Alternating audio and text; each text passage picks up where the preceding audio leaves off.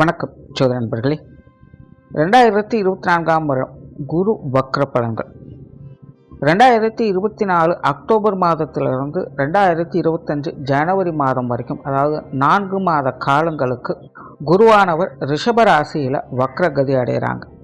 பொதுவாக ஜோதிடத்தில் அந்த ஜோதிட பலன்கள் அப்படின்னு வரும்பொழுது இந்த வக்ர பலன்கள் அப்படிங்கிறது புரிஞ்சுக்கிறது கொஞ்சம் காம்ப்ளிகேட்டடாக தான் இருக்கும்.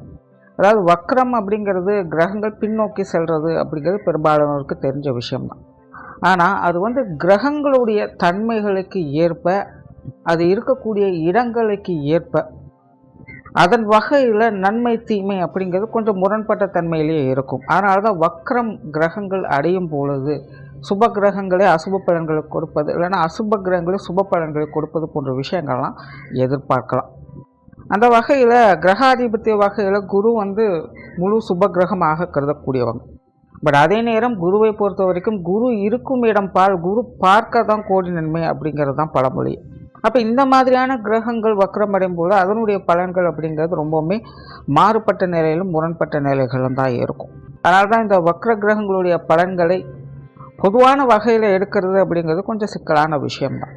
பட் இருந்தாலுமே இந்த வக்ர கிரகங்கள் என்பது சுய ஜாதகத்திலேயே வக்ரம் பெற்றிருந்தது அப்படின்னா, கோச்சார ரீதியாக அது வக்ரம் அடையும் பொழுது அதனுடைய முழு பலன் அப்படிங்கிறது கிடைக்கப்பெற்று வருது. மற்றவங்களுக்கு ஒரு 50-60% நடக்குது அப்படின்னா, இந்த வக்ரம் அடைந்தவங்களுக்கு சுயஜாதகத்தில் வக்ரம் பெற்றவங்களுக்கு இந்த கிரகங்களுடைய பலன்கள் அப்படிங்கிறது 90-100% வரைக்கும் முழுமையாக இருக்கும். ஸோ பொதுவாகவே இந்த குரு பயிற்சி அப்படின்னு வந்துட்டாலே எல்லா ராசிக்காரங்களுக்கும் பொது பலன்கள் அப்படிங்கிறது சொல்லப்படும். அதில் எல்லா ராசிக்காரங்களுமே பார்த்தீங்கன்னா ஒரு சார்பினர் மட்டும் இன்னும் எதுவுமே நடக்கலை, எப்போ போல தான் இருக்குது அப்படின்னு நினச்சிட்டு இருப்பாங்க. காரணம் என்னென்னா, அவங்களுடைய ஜாதகத்தில் அந்த கிரகங்கள் வக்ர நிலையிலிருந்து செயல்பட்டு இருக்கும். இல்லைன்னா வக்ரம் பெற்ற கிரகங்களுடைய பார்வையிலையோ அல்லது சேர்க்கையிலையோ அந்த கிரகம் அடைஞ்சிருக்கும். ஸோ அந்த மாதிரியான ஆட்களுக்கெல்லாம் பார்த்தீங்கன்னா இந்த வக்ர காலங்களில் அந்த கிரகங்களுடைய அந்த பொது பலன்கள் அப்படிங்கிறது கிடைக்க ஆரம்பிக்கும். ஸோ அப்படி இந்த 2024 அடுத்த 4 மாதங்களுக்கு குரு ரிஷபராசியில் வக்ரம் பெறாங்க. ஸோ பொதுவான வகையில் ரிஷபராசியில் குரு வக்ரம் பெறும் பொழுது இது ஒரு கலவையான பலன்களை தான் கொடுக்கும். கிளியராக சொல்லணும்னா, கடைசி 5-6 மாதங்கள் ரொம்பவுமே யாரெல்லாம் ஸ்ட்ரகிள் ஆகிக்கிட்டு இருக்கீங்களோ அவங்களுக்கெல்லாம் பார்த்திங்கன்னா இந்த அடுத்த 4 மாதங்கள் அப்படிங்கிறது ஒரு நல்ல மாற்றங்களை ஏற்படுத்தி கொடுக்கும். பட் அதே கடைசி 5-6 மாதங்கள் ஏதோ பரவாயில்ல சமாளிச்சிட்டு அப்படின்னு நினச்சிட்டு இருக்கவங்களாம் பார்த்திங்கன்னா அடுத்த 4 மாதங்களுக்கு கொஞ்சம் மந்தமாகத்தான் இருக்கும். அதாவது நெகட்டிவாக இருக்காது, விஷயங்கள் காரியங்கள் மந்தமாக இருக்கும். நார்மலாகவே குரு வக்ரம் பெறும் பொழுது பொதுவாக இந்த விவசாயம் சார்ந்த விஷயங்கள், தங்க ரீதியான விஷயங்கள், ஆன்மீகம் சம்பந்தப்பட்ட விஷயங்கள், கல்வி வித்தை, விவசாயம் சார்ந்த விஷயங்கள், குழந்தைகள் சம்பந்தப்பட்ட விஷயங்கள், இந்த மாதிரி சில விஷயங்கள்லாம் பார்த்திங்கன்னா நிறைய மாற்றங்களுக்கு இயல்பாகவே உட்படும். ஆல்ரெடி இது எல்லாமே பொதுவான வகையில் இன்றைய சூழ்நிலைக்கு கொஞ்சம் பேசு பொருளாகத்தான் இருக்குது. ஸோ இன்னும் சில காலங்களுக்கே பார்த்திங்கன்னா இந்த மாதிரியான விஷயங்கள்லாம் கொஞ்சம் அப்படி இப்படின்னு தான் இருக்கும். அதனால் மக்கள் இது சார்ந்த விஷயங்களில் கொஞ்சம் கவனத்தோடு இருப்பது நல்லது. அடுத்தது பொதுவான வகையில் ராசி ரீதியாக இது என்ன மாதிரியான பலன்கள் கொடுக்கும் அப்படிங்கிறத பற்றி பார்க்கலாம். கடகம். கடகராசிக்கு 11ஆம் இடத்துல அடுத்த 4 மாத காலகட்டங்களுக்கு குரு வக்ரகதியில் சஞ்சாரம் செய்துட்டு வரும். ஏற்கனவே கடகராசிக்கு அஷ்டமச்சனி அப்படிங்கிறது நடந்துக்கிட்டே இருக்குது. சனியும் இப்போ வக்ரகதியில் தான் செயல்பட்டுட்டு இருக்காங்க. இருந்தாலுமே குருவனுடைய லாபஸ்தான சஞ்சாரம் அப்படிங்கிறது இப்போ சமீப காலங்களில் கடகராசிக்காரங்களுக்கு ஒரு சில நன்மைகளை கொடுத்துட்டு வந்தது. நிறைய கடகராசிக்காரங்களுக்கு இந்த குடும்ப விஷயங்கள் காரியங்கள் நிறைய மாற்றங்கள் அப்படிங்கிறது ஏற்பட்டிருக்கும். தவிர தொழில் வேலை உத்தியோக ரீதியாக கூட சில மாற்றங்களை இப்போ சமீப காலத்தில் பார்த்து வந்திருப்பாங்க. அதாவது கடந்த சில வருடங்களை ஒப்பிடும் பொழுது இந்த குருவனுடைய லாபஸ்தான சஞ்சாரம் வந்த பிறகு இது சார்ந்த விஷயங்கள்லாம் இவங்களுக்கு ஓரளவுக்கு கொஞ்சம் சாதகமான நிலைகளை அவங்களுக்கு கொடுத்துட்டு வந்திருக்கும். அண்ட் பொருளாதார ரீதியான விஷயங்களை கூட ஓரளவுக்கு கொஞ்சம் சிறப்பாக கையாண்டு வந்திருப்பாங்க. இப்படி இப்போது லாபஸ்தானத்தில் குரு வக்ரகதி அடையுது அப்படிங்கிறது கடகராசியை பொறுத்த வரைக்கும் அடுத்த ஒரு 4 மாத காலகட்டங்களுக்கு இந்த கடகராசிக்காரங்களுக்கெல்லாம் லாபத்தில் ஒரு நஷ்டம், இல்லைன்னா நஷ்டத்தில் ஒரு லாபம் அப்படிங்கிற மாதிரி தான் இருக்கும்.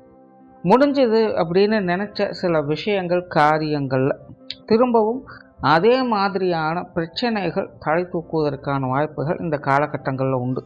அதனால் கடகராசிக்காரங்க இந்த காலகட்டங்களும் உங்களுடைய பழைய பிரச்சனைகளை விடுபடுத்தாமல் இருக்கிறது அவசியமாக இருக்கும். பழைய விஷயங்களை பற்றி அதிகமாக பேசுவது அல்லது அது சார்ந்த விஷயங்களை ஈடுபட்டு வருவது, இந்த மாதிரியான விஷயங்கள்லாம் கடகராசிக்காரங்க கொஞ்சம் கவனத்தோடு இருப்பதே நல்லது. ஏன்னா இதெல்லாமே ஆரம்பத்தில் நல்லபடியாக இருக்கிற மாதிரி தோணலாம், பட் பின்னாடி பார்த்தீங்கன்னா ஏதாவது பிரச்சனைகளை கொடுப்பதற்கான வாய்ப்புகள் அதிகமாக இருக்கும். அதனால் கடகராசிக்காரங்க முடிஞ்ச அளவுக்கு உங்களுடைய பழைய பிரச்சனைகளை, சங்கடங்களை இந்த காலகட்டங்களில் பெரிதுபடுத்தாதீங்க. அதே போல் சமீப காலத்தில் மாற்றங்களை கொடுத்து வந்த குடும்ப விஷயங்கள், காரியங்கள், பொருளாதார ரீதியான விஷயங்கள், தொழில் வேலை, உத்தியோகம் சார்ந்த விஷயங்கள், இது எல்லாமே பார்த்திங்கன்னா சமாளிக்கக்கூடிய விஷயங்களாக இருந்தாலும் கூட கொஞ்சம் அதிகமான ஏற்றத்தாழ்வுகளை கொண்ட விஷயங்களாக இது அமையும். பொதுவாகவே இந்த வக்ர காலகட்டங்களில் கடகராசிக்காரங்களுக்கு எந்த ஒரு விஷயங்களையும், அதாவது அது நல்ல விதமாக இருந்தாலும் சரி அல்லது கெட்ட விதமாக இருந்தாலும் சரி, அதில் நிலைப்புத்தன்மை அப்படிங்கிறது ரொம்பவுமே குறைவாக இருக்கும். அதனால் கடகராசிக்காரங்க இந்த காலகட்டங்களில் நல்லா இருக்கே அப்படின்னு நினச்சி அதை முழுவதுமாக நம்பி அந்த காரியத்தில் இறங்கவும் வேண்டாம். இல்லை ரொம்ப மோசமாக இருக்குது, ஏன் இப்படியெல்லாம் இருக்குது அப்படின்னு சொல்லி நொந்து போய் சும்மா உட்காரவும் வேண்டாம். ஏன்னா எல்லா வித சூழ்நிலைகளுமே கடகராசிக்காரங்களுக்கு கொஞ்சம் வேகமாக மாறவும் ஆரம்பிக்கும். அதனால் எல்லாத்தையுமே நிதானித்து ஆலோசித்து செயல்பட வேண்டியதாக இருக்கும். எதிலையும் அகலக்கால் வைக்காதீங்க. குறிப்பாக இந்த காலகட்டங்களில் முன்னாடியே சொன்ன மாதிரி குடும்ப ரீதியான விஷயங்கள், பொருளாதார ரீதியான விஷயங்கள் மற்றும் தொழில் வேலை, உத்தியோக ரீதியான விஷயங்களில் நிறைய மாற்றங்கள் அப்படிங்கிறது நிச்சயமாக இருக்கும். திரும்பவும் ஒரு மாதிரியான மந்தமான சூழ்நிலைகள் ஏற்பட்டாலும் ஆச்சரியப்படுறதுக்கு இல்லை. கொஞ்சம் அலைச்சலும் டென்ஷனும் இது சார்ந்த விஷயங்களில் இருக்கத்தான் செய்யும். பட் அதற்காக பயப்பட வேண்டிய அவசியம் இருக்காது. எதுலேயும் அகலக்கால் வைக்காதீங்க. கொஞ்ச நாளைக்கு அமைதியாக இருங்க. தானாகவே அந்த பிரச்சனைகள் முழுமையாக சரியாயிடும். ஆன்மீக ரீதியான விஷயங்கள் இந்த காலகட்டங்களில் ஈடுபாடு அதிகரிக்கும். நிறைய பேருக்கு இந்த ஆன்மீக பணிகளில் ஈடுபடுவதற்கான வாய்ப்புகள் கிடைக்கும்.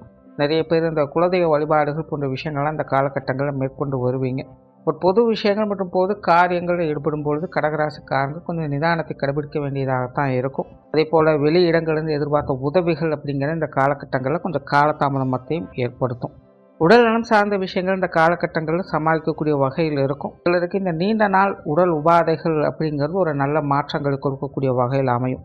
கடன் பிரச்சனைகளுக்கு சில தீர்வுகளை கிடைக்கப்பெற்று வருவீங்க. கொடுக்கல் வாங்கல் விஷயங்கள் சமாளிக்கக்கூடிய நிலைகளிலேயே இருக்கும். சொத்து சுகங்கள் மற்றும் வாகன ரீதியான விஷயங்கள் இந்த காலகட்டங்களில் கொஞ்சம் கவனம் எடுத்துக்கங்க. கடகராசிக்காரங்களுக்கு இது சார்ந்த விஷயங்களில் ஒரு மாதிரியான அலைச்சலும் டென்ஷனும் ஒவ்வொரு வந்து போயிட்டு தான் இருக்கும். குறிப்பாக பூர்வீக சொத்துக்கள் சார்ந்த விஷயங்கள்லாம் கடகராசிக்காரங்க இந்த காலகட்டங்களில் கொஞ்சம் கவனத்தோடும் நிதானத்தோடும் செயல்பட்டு வர்றது நல்லது. சிலருக்கு வாகன யோகங்கள் அல்லது ஆடை ஆபரண சேர்க்கைகள் போன்ற விஷயங்களை கிடைக்கப்பெற்று வருவீங்க. திருமண விஷயங்கள் மற்றும் புத்திரவாக்கிய அமைப்புகள் இந்த காலகட்டங்கள் கொஞ்சம் சாதகமாக இருக்கும். குறிப்பாக ஆரம்பத்திலே சொன்ன மாதிரி சுய ஜாதகத்தில் வக்ரம் பெற்றிருந்தது அப்படின்னா இந்த வக்ர காலகட்டங்களில் இன்னும் கூடுதல் சிறப்புகளை இது சார்ந்த விஷயங்களில் பெற்று வருவாங்க. பெற்றோர்கள் சார்ந்த விஷயங்கள், உடன்பிறப்புகள் சம்பந்தப்பட்ட விஷயங்கள் இதெல்லாமே சமாளிக்கக்கூடிய வகையில் இருக்குது. கணவன் மனைவி உறவுகள் ஒரு கலவையான நிலைகளில் தான் இருக்கும். குழந்தைகள் சார்ந்த விஷயங்களில் கொஞ்சம் அலைச்சல்கள் டென்ஷன்கள் இருந்தாலும் ஆதாயங்களையும் பெற்று வருவீங்க. உற்றார் உறவினர்கள் நண்பர்கள் வகையில் ஈடுபாடுகள் எதிர்க்க செய்யும். அவங்க வகையில் சில ஆதாயங்களையும் பெற்று வருவீங்க. குறிப்பாக நண்பர்கள் சம்பந்தப்பட்ட விஷயங்கள் காரியங்களில் இந்த காலகட்டங்களில் கொஞ்சம் கூடுதல் ஈடுபாடுகளை காட்டவும் செய்வீங்க. மாணவர்களுக்கு கல்வி மற்றும் வித்தை சார்ந்த விஷயங்கள் இந்த காலகட்டங்களில் சமாளிக்கக்கூடிய வகையில் இருக்குது. சிலருக்கு கல்வி வித்தை ரீதியான இடமாற்றங்கள் போன்ற விஷயங்கள் ஏற்படுவதற்கும் வாய்ப்புகள் இருக்குது. தொழில் வேலை உத்தியோகம் சார்ந்த விஷயங்கள் இந்த காலகட்டங்களில் கொஞ்சம் மந்தமாகத்தான் இருக்கும். சிலருக்கு இடமாற்றங்கள் போன்ற விஷயங்கள் அப்படிங்கிறது ஏற்படலாம். குறிப்பாக இந்த காலகட்டங்களில் தொழில் வேலை உத்தியோக ரீதியாக புதிய விஷயங்கள் காரியங்களை செயல்படுத்தாமல் இருப்பது நல்லது. இருக்கிற விஷயங்களை சரியான முறையில் வச்சுக்கிட்டாலே அதுவே ஒரு பெரிய விஷயமாகத்தான் இந்த காலகட்டங்களில் இருக்கும். வெளியூர் மற்றும் வெளிநாடு சம்பந்தப்பட்ட விஷயங்கள் கூட இந்த காலகட்டங்களில் கொஞ்சம் அலைச்சலோடு ஆதாயங்களை கொடுத்து வரும். ஸோ ஓவராலாக இந்த குருவினுடைய வக்ர காலகட்டம் என்பது கடகராசியை பொறுத்த வரைக்கும் ஒரு மாதிரியான கலவையான நிலைகளில் தான் செயல்பட்டு வரும். கொஞ்சம் அனுசரித்து செயல்பட்டு வந்தால் ஆதாயங்களை பெற்று வருவீங்க. நன்றி, வணக்கம், வாழ்க வளமுடன்.